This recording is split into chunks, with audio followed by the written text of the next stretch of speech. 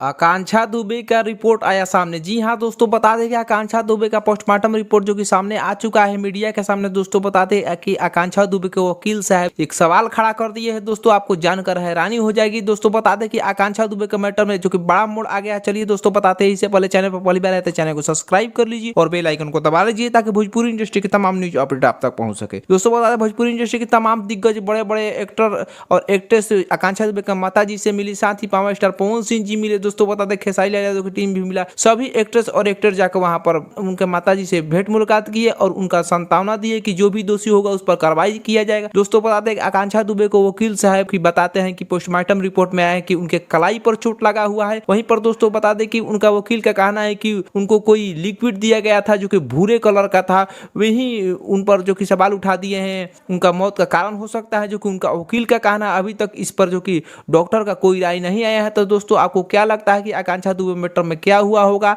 आप अपना comment box में राय दीजिए।